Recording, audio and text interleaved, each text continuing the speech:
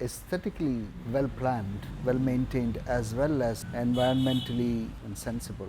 Perth, Australia is not as inhabited as many other big places in the world. Perth is even less. So with some friends we had been touring, and we went out to a place called Margaret River. It's near the sea. A beach called Augusta, which is actually the southern westernmost point.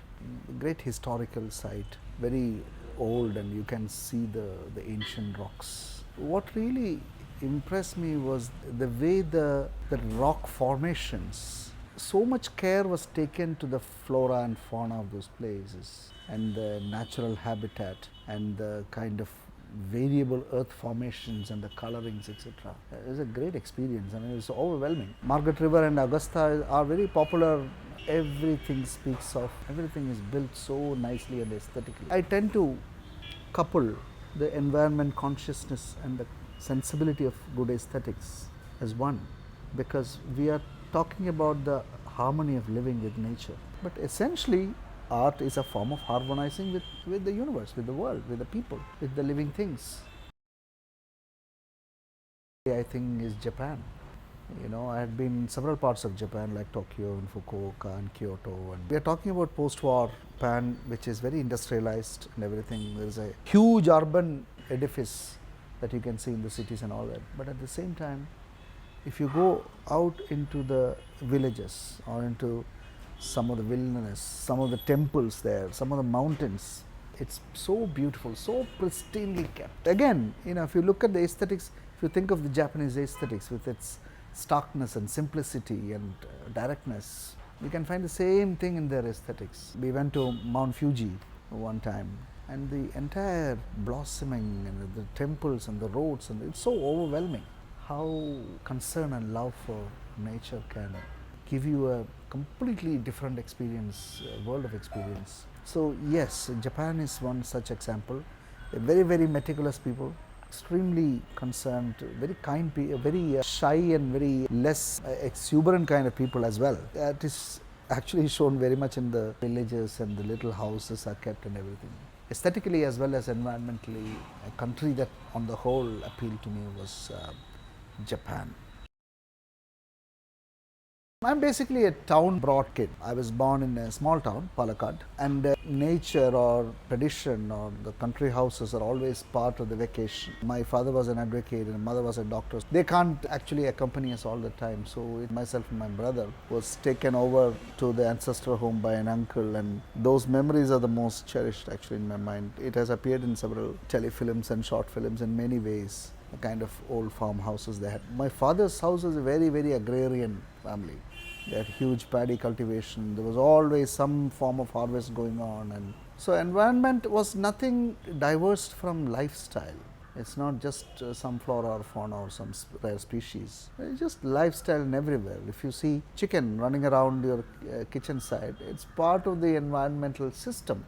I guess that was happening. We always miss in the towns. It's all such compartmentalized living. So all those, my grandmother, we had a beautiful pond. Palakkad is well known for its ponds. It was a long away from the house, and the kind of walk in the late evenings that we had there. And my grandmother was so scared that dangerous for us to get into the pond, all that, but we all the time had great fun, and little frogs and the snakes and little things that were there.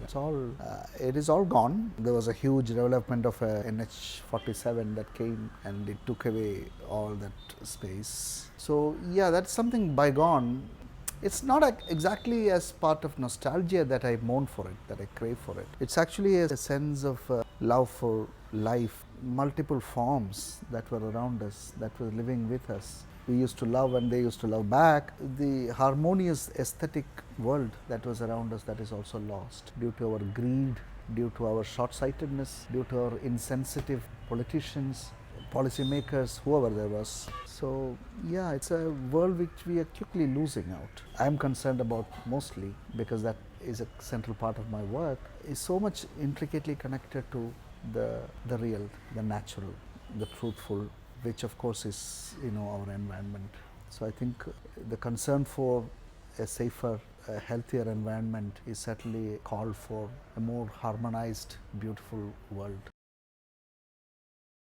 To me, environment is not a very concern. It's not just about kind of a fragile ecosystems or something. Environment to me is actually everything that includes in the surroundings that we have. In that level, I think the most dangerous and the most unaddressed aspect of our society today is the way our urban environment is maintained to. I mean, if you just go out into the street, you can feel that everything is so violently shouting at you. Even the hoardings on the roadside, the posters, the signboards, the sounds of the cars and horns and everything, the dust and the smoke it creates, the crowd spitting, smoke, everything is actually violating your basic right to live peacefully and safely in this world. There is hardly any concern about that.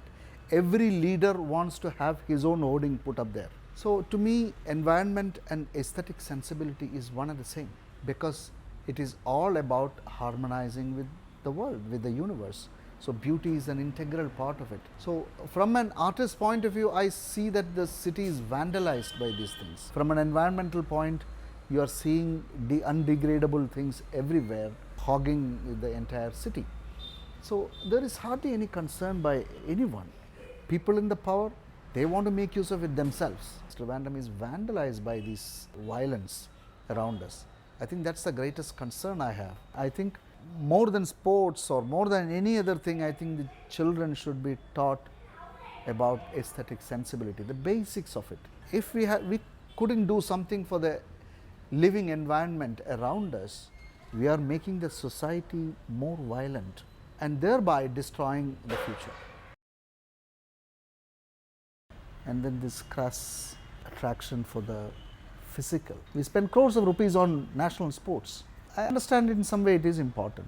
You don't show at least a micro part of percentage of that in bringing the young people a sensibility to their surroundings. Environment doesn't mean Silent Valley or some deep forest or Simhawal and Kuring. Whatever surrounds us is environment, and the ability to harmonize with it, to make it safe and beautiful. That consciousness is not in our society, unfortunately, and nobody cares about it. At no level it is taught. Excellent service that you guys are doing to at least make people conscious of it.